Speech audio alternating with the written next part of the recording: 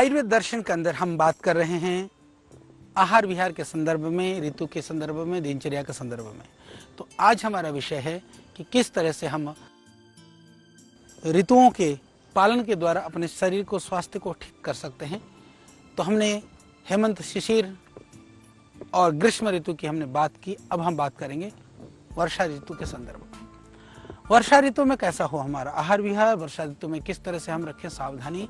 तो हम बात करते हैं वर्षा ऋतु को विसर्ग काल के प्रारंभ में वर्षा ऋतु आती है, यानी कि वर्षा ऋतु को आपके विसर्ग काल का प्रारंभ माना गया है, क्योंकि इस समय पर आकाश और दिशाएं बादलों से युक्त होती हैं। चारों तरफ घनघोर बादल छाए रहते हैं, कहीं ना कहीं बारिश हो रही होती है। आकाश और दिशाओं के साथ साथ में धरती पर भी आपने देखते हैं कि कहीं कीचड़, कहीं पानी का भराव होता है और वातावरण में हरियाली होती है, नमी भी होती है, कभी कभी रुक्षता से भरी भी होती है, जहाँ और मक्खी, मच्छर, कीट, पतंग, जंतु, गंदगियाँ इस समय पर ज़्यादा होता है। तो इस समय का जो वातावरण के हिसाब से हमारे जो शरीर पर भी अलग अलग तरह का प्रभाव पड़ता है। सबसे पहला प्रभाव तो जो नमी है, वातावरण के अंदर नमी है, कीचड़ है, पानी भरा हुआ है, उसका प्रभाव शरीर पर पड़ना शुरू हो जाता है। जैसे ग्रीष्म ऋतु में पाचन शक्ति पहले से दुर्बल हो जाती है। जैसे मैंने कहा कि पाचन शक्ति, जब हमने ग्रीष्म की बात करी, गर्मी की बात करी, तो हमने आपको कहा था हल्की चीज़ें खानी चाहिए, वहाँ पर सावधानी बरतनी चाहिए, पाचन शक्ति कमज़ोर हो जाती है। तो इस पाचन शक्ति, कमज़ोर पाचन शक्ति में वर्षा ऋतु के नमी से और भी वायु दोष को प्रकोपित कर देता है, तो पाचन शक्ति और भी कमज़ोर हो जाती है। यानी पहले से जो कमज़ोर था उसको सताने का काम वर्षा के द्वारा होता है। तो इसीलिए हमको ज़्यादा ध्यान रखने की ज़रूरत है। तो वर्षा की बौछारों से पृथ्वी से निकलती है गैस, तो पेट में भी बनती है गैस। पृथ्वी में बढ़ती है अम्लता, पेट में भी बढ़ जाती है अम्लता। तो मेरे भाई, यथा पिंडे तथा ब्रह्मांडे, जिस जिस तरह से आर्द्रता बढ़ती है, अम्लता बढ़ती है, गैस निकलती है, उसी तरह से कहीं आपका पेट भी ऐसा ना हो जाए। तो धूल और धुएं से युक्त वात का प्रभाव भी, वातावरण का प्रभाव भी पाचन शक्ति पर पड़ता है। यानी कि ध्यान रखिए, थोड़ी सी चीज़ गड़बड़ खा ली तो गैस बन जाएगी, थोड़ा सा कुछ अनशन ले लिया तो एसिडिटी बन जाएगी। पाचन विषम अग्नि इस समय पर बहुत ज़्यादा हो जाती है, कभी एकदम भूख लगेगी, कभी एकदम भूख खत्म हो जाएगी। तो इसीलिए ध्यान रखिए, सावधानी रखिए। वर्षा ऋतु में आहार पर बहुत ज़्यादा आपको ध्यान देने की आवश्यकता है। और बीच बीच में बारिश जब नहीं होती है तब एकदम सडनली गर्मी बढ़ जाती है, कभी कभी बारिश होती है तो एकदम ठंड कम हो जाती है। तो सर्दी गर्मी के हिसाब से भी आपको ध्यान रख लेना है। इसमें शरीर में पित्त दोष जमा होने लग जाता है, एकदम पित्त बढ़ने लगता है। फिर इस समय पर कहा कि जो पदार्थ में जो शक्ति होती है ना, गेहूँ, दाल, चावल जो खा करके हम ताकत पाते थे, वर्षा में वो शक्ति भी कम हो जाती है। हालांकि धान्य की शक्ति कम नहीं होती है, धान्यों में, पदार्थों में जो शक्ति होती है वही शक्ति होती है, परंतु हमको हजमा न होने से, पाचन न होने से शरीर अब्जॉर्ब कम कर पाता है। इसलिए आयुर्वेद में कहा गया कि उस समय पर वर्षा ऋतु पर धान्यों में भी शक्ति कम हो जाती है। धान्यों में शक्ति कम नहीं होती है, पाचन करने की क्षमता वो कम हो जाती है। इसीलिए इस समय पर बहुत ध्यान रखना होता है।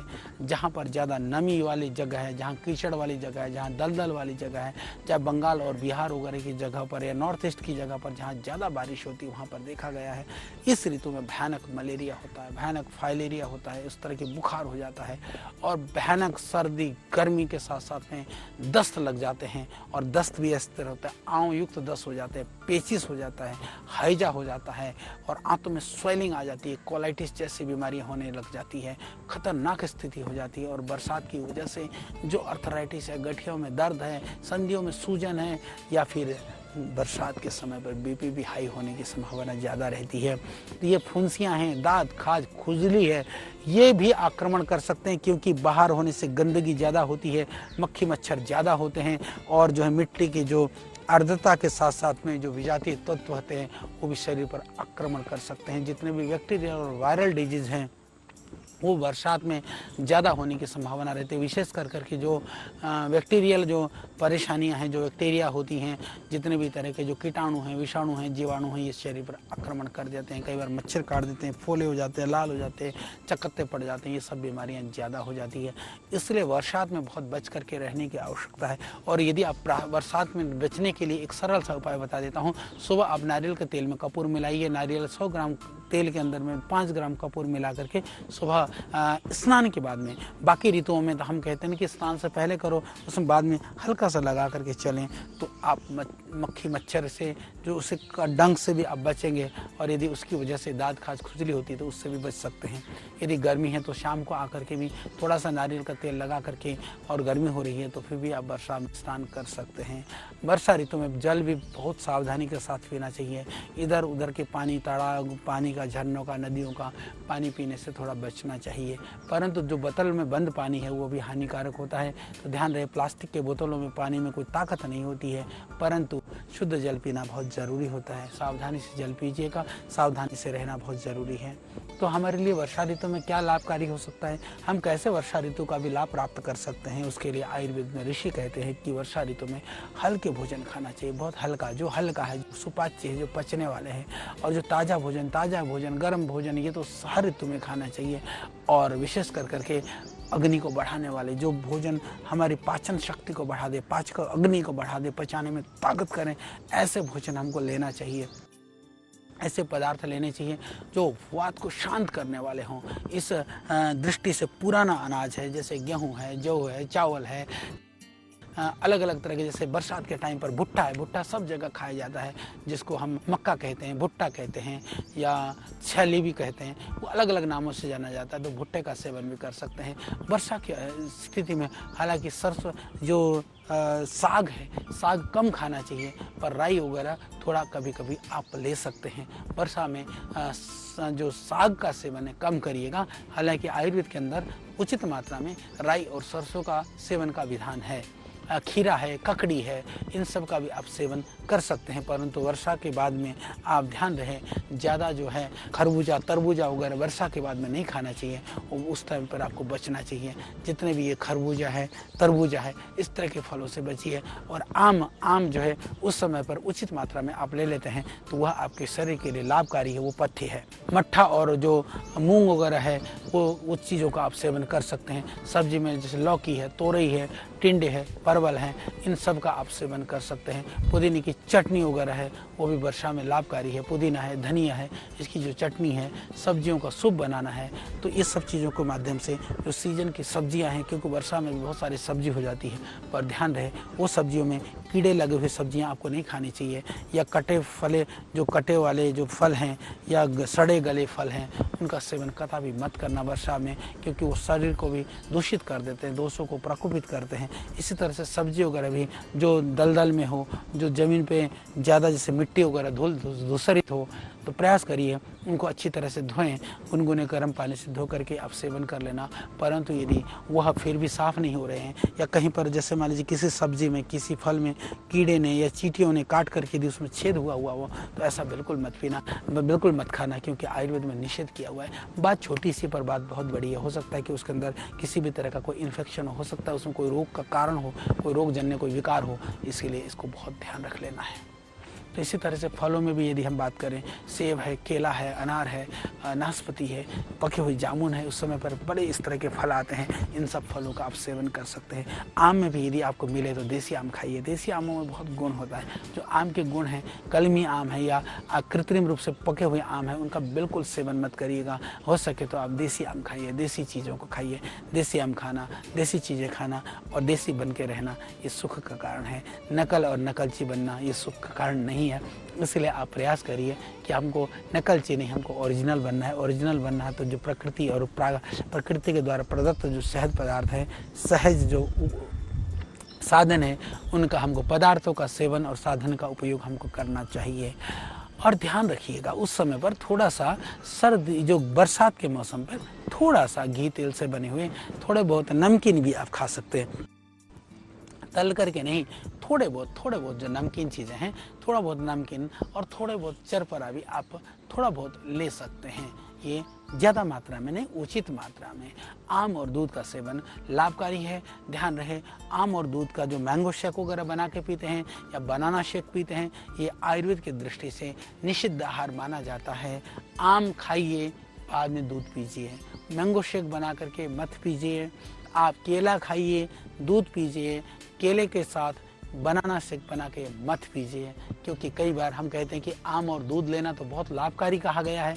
फिर आम और दूध लाभकारी है, परंतु आम खा करके दूध पीना, आप कहेंगे जी खा करके दूध पीने से वो पेट में जाके तो मिलेगा, पेट में जाकर के तो मिलेगा, पर बाहर मिलाने से वो गरिष्ठ हो जाएगा, हजमे में परेशानी और नुकसान करेगा। यदि इसका आप देखना चाहते हैं प्रभाव, तो आप एक दिन आम खा करके दूध पीजिए, अगले दिन आप आम और दूध का मैंगो शेक बना करके पी लें, तो आपको फ़र्क नज़र जरूर आएगा। इसलिए मेरा निवेदन है, ये मेरी बात नहीं है, मैं बात कर रहा हूँ तो इस बार मैं सिर्फ और सिर्फ ऋषियों का, आयुर्वेद के हमारे विशेषज्ञों का प्रतिनिधि बन करके, उनका अनुगामी बन करके, उनका सेवक बन करके आपको बात बताने का प्रयास कर रहा हूँ। इसीलिए हमने इस बार ढेर सारी जानकारियाँ आपके लिए इकट्ठी कर करके, ढेर सारी जानकारियाँ अलग अलग जगह से संग्रह करके आपको एक रूप में लाने का हम प्रयास कर रहे हैं। और पका हुआ आम होना चाहिए, मीठा होना चाहिए, ताज़ा होना चाहिए, ये ध्यान रहे। और कच्चे आम हैं, खट्टे आम हैं, खट्टे फल हैं, पाल से उतरे हुए हैं, ये लाभ के स्थान पर हानि कर देते हैं। और आम को विशेष कर करके चूस करके, जैसे मैंने कहा कि आम को खा करके भी नहीं, चूस करके। गाँव में आज भी हमको बातें याद आती, कई जगहों पर हम जाते थे, हम जानते हैं जैसे हमारे पश्चिम यूपी में, पूर्व यूपी में, या जैसे कई जगहों पर जहाँ पर बहुत आम होता है, उन जगहों पर क्या करते हैं, सब लोग बैठते हैं, आम को पानी में डाल देते हैं, पानी में डाल करके आम फिर जो है बैठ करके वो चूस करके आम खाते हैं। सब लोग गुठलियों का और छिलकों का ढेर लग जाता है, फिर भी वो नुकसान नहीं करता, क्योंकि वो आम प्राकृतिक रूप से पके होते हैं। यदि पानी के अंदर डाल दिया जाता है तो उसकी जो प्रकृति वो परिवर्तित हो जाती है। तरबूजा और खरबूजे भी हमने जब गुरुकुल में भी थे तो हरियाणा में खरबूजा तरबूजा बहुत होता था, ग्रीष्म ऋतु का सेवन ही है, याद आ गया तो इसलिए बता रहा हूँ। उसको भी हम क्या करते थे, कट्टे में डाल करके, जो जूट के कट्टे होते थे, डाल करके कुएं में डाल देते थे। कुएं में क्योंकि 1-2 घंटे में वो ठंडा हो जाता था, नहर में बहते हुए पानी में जो है डुबो करके रख देते थे। तो इस तरह से आप उसको ठंडा करके ले सकते हैं। तो गर्मी में खरबूजा तरबूजा हालांकि नहीं खाना है, ये ग्रीष्म ऋतु के, बरसात में नहीं खाना, वो ग्रीष्म ऋतु के लिए है। तो पके आम को चूस करके ऊपर से दूध पीना शरीर के लिए बहुत ही पुष्टिकारक है, बहुत लाभकारी है। और यदि एक समय पर भोजन के स्थान पर आम और दूध का सेवन किया जाए तो कहा कि शरीर के लिए ये लाभकारी है। तो आप इस काम को शाम को भी कर सकते हैं, शाम को आप आम खा सकते हैं, प्राकृतिक रूप से पके हुए हों, तो ये शरीर को पुष्टि देने के लिए, ताकत देने के लिए बहुत बढ़िया है। परंतु मेरे भाई, हमको जब ये आम का सीजन आता है, गर्मी की ऋतु आती है, तो हमको थोड़ा सा डर लगता है, क्योंकि हम आम इतना खा जाते हैं कि वज़न बढ़ जाता है। तो आप भी ध्यान रख लीजिएगा, क्योंकि आम से वज़न भी बढ़ता है, इसलिए थोड़ा सा सावधानी से, थोड़ी उचित मात्रा में। और जो डायबिटीज़ के लोग हैं वो ज़्यादा खुश मत होना, क्योंकि पहले शुगर ठीक करिए, यौगिक दिनचर्या का पालन करिए, आयुर्वेदोक्त अपने ऋतुचर्या का पालन करिए, तो आपकी डायबिटीज़ ठीक होगी। तो आप मीठा खाना, नहीं तो थोड़ा कम खाना। इस तरह से पके हुए जो बढ़िया अच्छे आमों का सेवन करिए। हाँ, डायबिटीज़ के भाई बहन हैं, उनके लिए भी आप निराश ना हो, आपके लिए बढ़िया जामुन भी तो गर्मी में ही मिलता है, बरसात में मिलता है, तो उस जामुन का आप सेवन करिए। तो सेवन करने से क्या होता है कि वह आपको, आपकी त्वचा के लिए, फोड़े फुंसियों के लिए, डायबिटीज़ के लिए, मधुमेह के लिए, प्रमेह के लिए वो लाभकारी है। और इतना ही नहीं, आप उस गुठली को सुखा करके रखते हैं, पीस करके यदि आप ले लेते हैं तो वो शरीर को डिटॉक्सिक करता है, मधुमेह में वो अत्यंत लाभ करता है। तो इसको आप हमेशा ध्यान रख लेना। और जो भुट्टा है, जैसे हमने कहा कि जो मक्की है, कच्चे जो मक्की को, भुट्टो को खा करके अच्छी तरह से चबा करके खाएं, खा करके आप छाछ पीते हैं तो वह अच्छी तरह से पच जाता है। हालांकि भुट्टा खा करके छाछ पीने की परंपरा मात्र बिहार में, बंगाल में, नेपाल में है। इधर दक्षिण भारत में शायद छाछ पीते हैं कि नहीं पीते हैं, मैं निश्चित नहीं कह सकूंगा, परंतु हरियाणा, पंजाब वगैरह में ये परंपराएं नहीं हैं। परंतु छाछ पी सकते हैं, और आप भुट्टा खा करके छाछ पिएं तो पच भी जाता है, वो पूरा तृप्ति को भी देता है, वो लाभकारी होता है। और बरसात के मौसम में दही की लस्सी में थोड़ा लौंग है, त्रिकटु, जिसको त्रिकटु या त्रिकुटा बोलते हैं, सौंठ, पिपली और काली मिर्च है, सेंधा नमक है, थोड़ा सा अजवाइन है, काला नमक डाल करके भी पी सकते हैं। इसको पीने से पाचन शक्ति भी ठीक रहेगी, डाइजेशन भी ठीक रहेगा, ये बहुत ही लाभकारी है आपके लिए। इसी तरह से लहसुन की चटनी है, या शहद को थोड़ा सा जल में डाल करके लेना है, या जो पदार्थ ज़्यादा गर्म ना हो उसे मिला करके पीना, ये उपयोगी होता है। क्योंकि इस मौसम में जो वात और कफ दोष है उनको शांत करने के लिए कटु, अम्ल और क्षार पदार्थ लेने चाहिए, परंतु कटु, अम्ल और क्षार में अधिक मात्रा नहीं होनी चाहिए। नमकीन और चिकनाई वाले पदार्थों का सेवन करने से वात दोष का शमन करने में सहायता हमको मिल सकती है। और मैं कहूँ कि विशेष रूप से जब ज़्यादा वर्षा हो रही हो, आंधी चल रही हो, उसकी वजह से मौसम ठंडा हो गया हो, तो उस समय पर थोड़ी सी सावधानी के साथ में आप विविध पदार्थों का सेवन करें। और एक बात, हम रसायन की बात कर रहे हैं, हर ऋतु में इससे माता गृह नास्ति तस्य माता हरितकी, वर्षात में भी, वर्षा ऋतु में भी हरड़ के चूर्ण को यदि हमको सेवन करना है रसायन के रूप में, तो क्या करें, सेंधा नमक मिला करके हमको इसका सेवन करना चाहिए। यानी हरड़ में सेंधा नमक मिलाइए, मिला करके गर्म पानी के साथ में सुबह शाम आप सेवन करिए। 1 चम्मच हरड़ है तो 1/4 चम्मच सेंधा नमक मिला लेना, बराबर मात्रा में मत मिला लेना, नहीं तो ज़्यादा नमक खाओगे बीपी हाई होगा, फिर आप हमको धमकाओगे। तो उचित मात्रा में ले लेना, ठीक ले लेना, आपको पूरा लाभ हो जाएगा। ये पक्की बात है, जिन बातों को हम कह रहे हैं इससे कभी कोई हानि होगी नहीं। और इस समय पर क्योंकि वर्षा होती है, बाहर आर्द्रता होती है, पानी ज़्यादा होता है, तो कई बार प्यास कम लगती है और कई बार पानी शुद्ध भी नहीं मिलता। अभी तो खैर शुद्ध मिल भी जाता है, तो भी आप ध्यान रखिए, जल उबाल करके पिएं या थोड़ा गुनगुना गर्म पानी पिएं। पानी का विशेष ध्यान रखें। वर्षा में जो उचित प्रकार से संग्रहित किया हुआ जो शुद्ध जल होता है, या आप उसको पिएं। जैसे मैंने कहा कि कुएं का पानी है या नदी का पानी है, उसको उबाल करके पिएं। जल को शुद्ध करने के लिए थोड़े से कुछ तुलसी के पत्ते या फिटकरी को, जैसे एक चावल के दाने जितना आप डाल देते हैं मटके में, तो उससे जो है जल शुद्ध हो जाता है। तो इसीलिए ध्यान रखें। वाटर फिल्टर वगैरह भी आजकल बहुत मिलते हैं, वो कर सकते हैं। अन्यथा सबसे सरल उपाय है, थोड़ी सी फिटकरी डाल दीजिए घड़े में, उस पानी को घड़े में रख दीजिए। घड़े में रखने के बाद में बाकी द्रव्य नीचे बैठ जाते हैं, ऊपर से छान करके, कपड़े से छान करके आप उस पानी को पीजिए।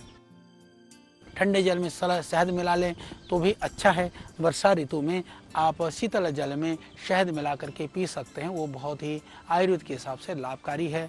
शरीर पर इस समय पर उबटन करना, मालिश करना और जैसे सिकाई करना, ये बहुत ही लाभकारी माने गए हैं। जो कपड़े हैं साफ़ सुथरे होने चाहिए, हल्के होने चाहिए। ध्यान रखिएगा, क्योंकि जब आप जाते हैं, आपके पास साधन है, लग्जरियस साधन है, आप गाड़ी में रहते हैं, आप अच्छी जगह पर घूमते फिरते हैं, उनके लिए तो ठीक है। पर जो गरीब हैं, जिनके पास साधन कम है, जिनको साइकिलों में घूमना पड़ता है, जिनको पैदल चलना पड़ता है, उन भाई बहनों से भी मेरा निवेदन है कि कीचड़ से बच करके रहें। कीचड़ यदि पैरों में जो कहीं पर कपड़ों में लग गया है तो उसको साफ़ कर लें। और उसके बाद यदि वस्त्र भीग गए हों वर्षा में चल करके, कहीं जा करके, कभी कभी भीगना अच्छा होता है, ज़्यादा भीगना ठीक होता नहीं है। भीग गए हों तो वस्त्र बाद में ज़रूर बदल लेना, क्योंकि ये बहुत ज़रूरी होता है। और ऐसे स्थान पर सोना वर्षा के सीज़न में जहाँ नहीं ज़्यादा हवा लगे, नहीं ज़्यादा कहीं पर बहुत ही नमी हो, या कहीं एकदम हवा भी ना लगे, ऐसी जगह पर भी नहीं सोना। बरसात में कम नमी, कम हवा वाली जगह पर सोना चाहिए। और भोजन हमेशा, जैसे मैंने कहा, भूख लगने पर खाना है, ठीक समय पर खाना है, परंतु इस बात को बरसात में ज़्यादा ध्यान लगाना है। वर्षा में विशेष कर करके भूख लगने पर ही खाना और सही समय पर ही खाना, ये ध्यान रख लेना। रात को भोजन जल्दी खा लेना, हमेशा जल्दी खाना चाहिए, बरसात में तो और भी जल्दी खा लेना। इसीलिए हमारी जैन परंपरा में रात्रि को भोजन सूर्यास्त से पहले करने का विधान किया गया है। शायद विशेष कर करके मच्छर आदि कीट पतंग वर्षा ऋतु में तो ज़्यादा आने की संभावना रहती थी, जिससे कि किसी जीव की हिंसा ना हो, इसलिए भी भोजन जल्दी कर लेना। मच्छर आदि से बचने के लिए तो मच्छरदानी का प्रयोग कर लेना चाहिए। हमको सबको पता है, परंतु मैंने एक अद्भुत बात देखी है, भी मैं आज बता देना चाहता हूँ। हमारे यहाँ पूज्य स्वामी मुक्तानंद जी बंगाल से हैं, तो क्या करते हैं, वो 12 महीने मच्छरदानी लगा करके सोते हैं। मैंने एक काम देखा, बंगाल और आसाम आदि क्षेत्र में चाहे कोई भी ऋतु हो, लोग मच्छरदानी लगा कर सोते हैं, चाहे मच्छर हो या ना हो।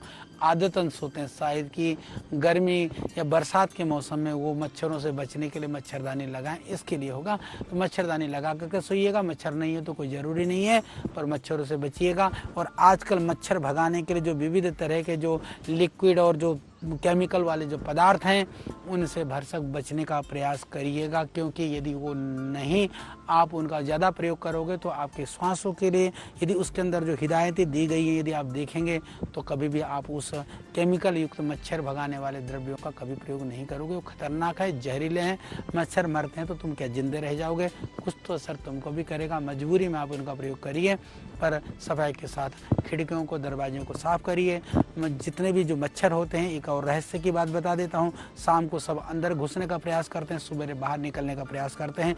तो शाम को खिड़की दरवाज़ा बंद करके रखें। सवेरा होते ही आप हो सके कि सवेरा होते ही सब खिड़कियां दरवाज़ा खोल करके सब मच्छरों को बाहर निकाल दीजिए, तो सारे मक्खी मच्छर बाहर निकल जाएंगे।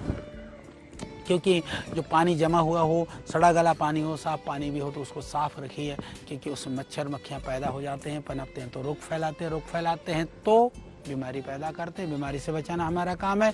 आयुर्वेद का विषय है, इसलिए मैं ये छोटी छोटी बात भी आपको बता रहा हूँ। उस समय पर जो कीटनाशक है उसका छिड़काव जरूर कर देना। पथ्य और आहार विहार में वर्षा ऋतु में क्या खाना चाहिए? हमको पत्ते वाली सब्जियां वगैरह जो है कम खानी चाहिए। ठंडे रूखे पदार्थ जो है वो चना मोट जो आदि जो है ये चीज़ों को भी थोड़ा सा आप कम सेवन करें। और वर्षा ऋतु में तो मेरे भाई सत्तू भी जो कि लाभकारी चीज़ है, वर्षा में हानिकारक माना गया है। वर्षा ऋतु में जब कम वर्षा होती हो तो पित्त का प्रकोप होने लगता है, इसीलिए इस समय पर खट्टे हैं, तली हुई चीज़ें वगैरह पदार्थ, मिर्च मसाले वगैरह बासी पदार्थ कतई भी मत खाना। मांस मूस बिल्कुल भी नहीं खाना।